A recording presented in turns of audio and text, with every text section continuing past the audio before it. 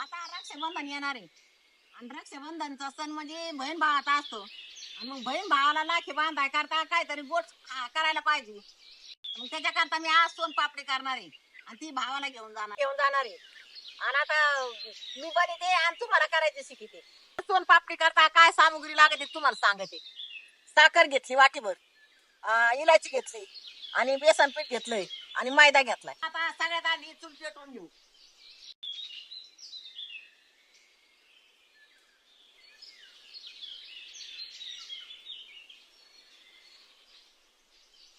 तर आता चूल पेटून घेतली. आता कढई ठेवून घ्यायची.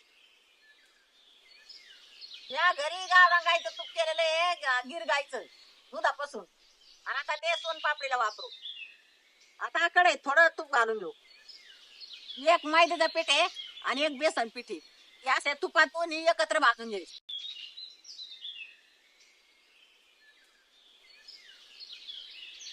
थोडस लाल होसर चांगलं भाजून घ्यायचं. आता पीठ चांगलं भाजलंय आणि खाली काढून थंड करून घ्यायचं.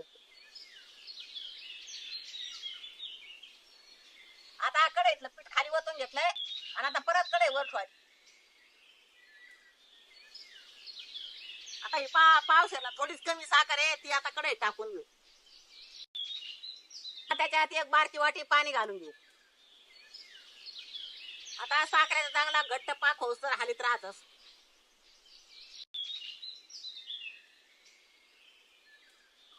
आता पीठ भाजलेलं आहे, ते थंड झालंय. आता गिळगुळे होऊ नये म्हणून चाळून काढायचं.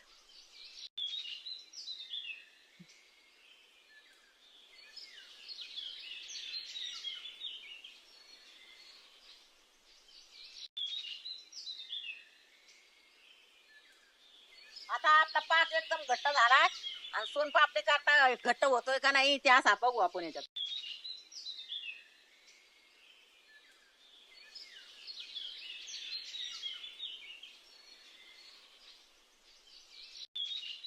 असा एकदम भारी झालाय. चला आता काठोटीला गावरान तूप लावून घेऊ.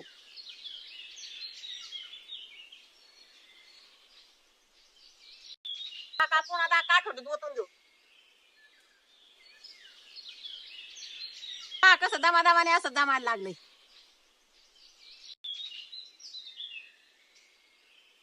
आता व्हिडिओ मध्ये मी पहिलं मदत करणार आहे सोनपापडी करायला. पहा आपला आता डो तयार झाला आहे. त्याला आपल्याला बाई गरम आहे. असं लांब आहे बाबा तुम्हाला जमाना. बाईचं थोडा हात भाजत गरम असतं. बघा सुरू झालेलं आहे आपण बनवायला.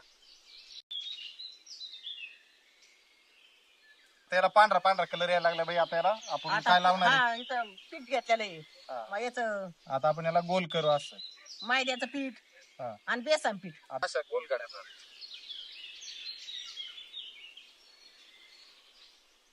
टाकू का? टाका तर पीठ टाक. आता याला हे पीठ लावून घ्यायचं असं. आता मी याच्या गाड्या करतो आणि आपली सोनपापडी तयार होईल.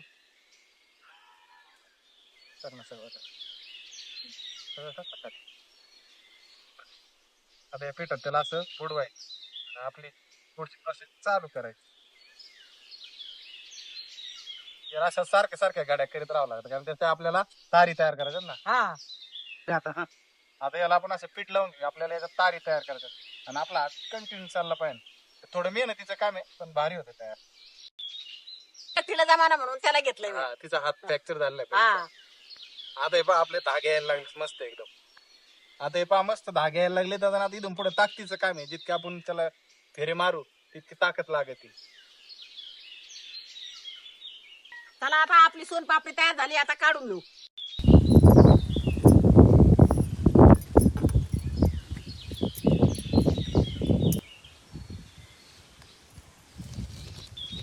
आपली सोनपापडी तयार झाली. अवघड नाही करायला लई, पण ती आपल्याला चाचणी जमली पाहिजे. तर मी कधी 2-4 बाऱ्या चाचणी केली तेव्हा ही अशी जमली. या खायला आणि ही माझ्या भावाला घेऊन जाते. आणि तुम्हाला आवडली अशी तर करून खा आणि लाईक करा.